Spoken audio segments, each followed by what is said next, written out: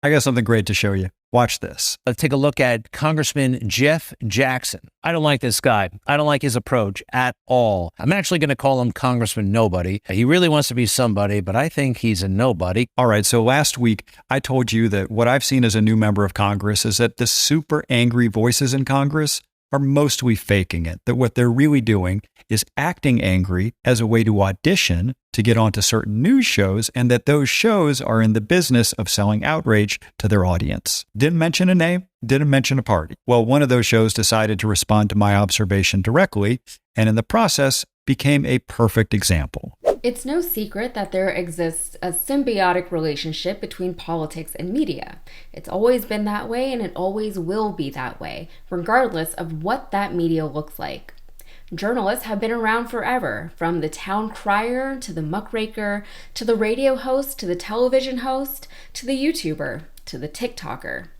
But whatever form it takes, there's a reason why the freedom of press is protected in our U.S. Constitution.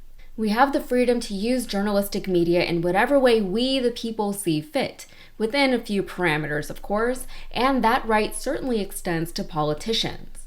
Representative Jeff Jackson of North Carolina is doing just that, and garnering attention from a larger outlet than he may or may not have bargained for. Watch. The same people who act like maniacs during the open meetings are suddenly calm and rational during the closed ones. I don't think Matt Gaetz acts like a maniac in those committee hearings. The same goes for Marjorie Taylor Greene. These people, if you actually listen to them, are not maniacs. They're very, very smart. Jackson took to social media to post a video describing what really goes on in the halls of Congress. He alleged that some of the loudest and most inflammatory voices we hear and watch videos of are intentionally inflammatory because they know the cameras are on. When the cameras are off, they're not so loud. And while Jackson didn't specifically name or call out any of his congressional colleagues, he didn't really have to. We all knew who he was presumably talking about. See, that's how stupid these people are that we have elected. And why do we have them? They're losers. They couldn't make it in real life if they tried.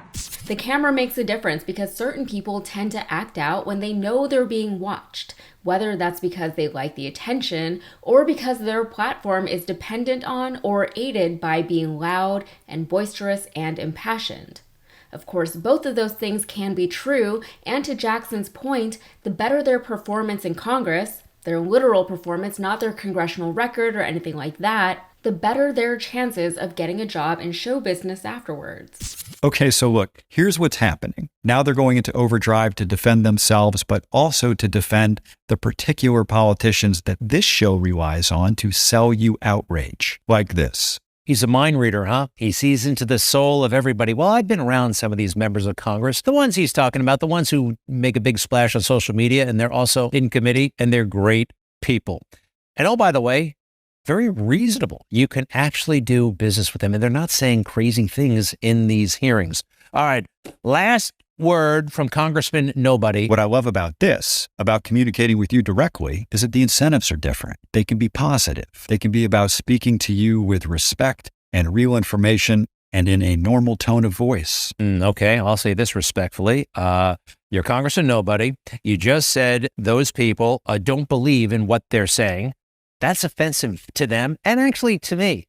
These issues are real, and you're the good guy, right? Because you don't, because you're boring on social media. The somewhat unfortunate truth is that popularity matters. If you're not popular, you won't be elected into office. And if you don't maintain that popularity, you won't maintain your relevance.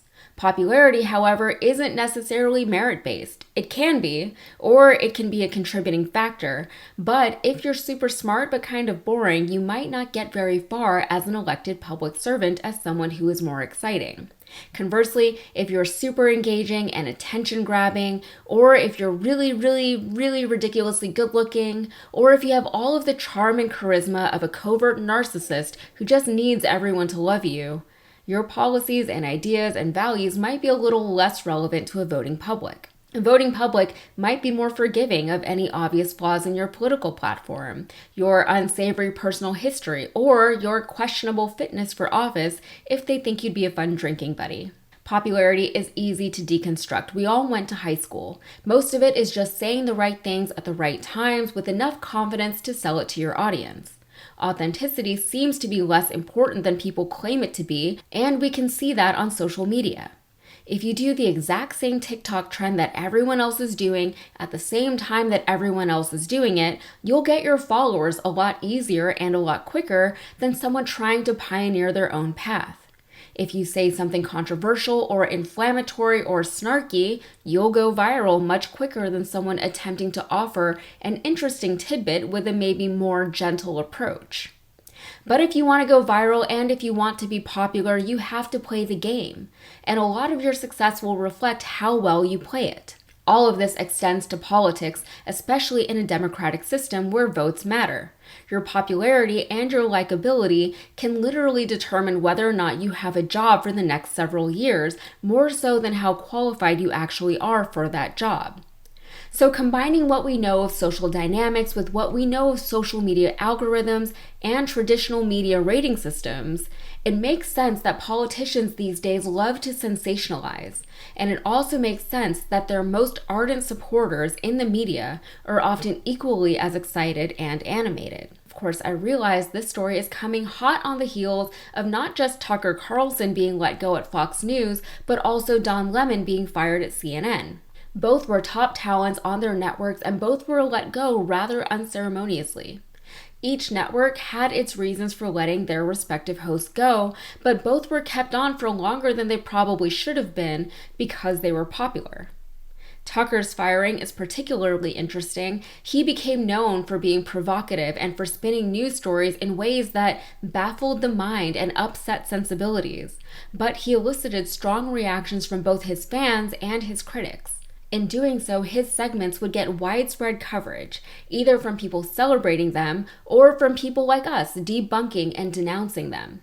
Either way, though, his ratings would go up, so much so that it took a nearly $800 million legal settlement in a defamation suit, along with several other pending lawsuits to finally oust him from the network.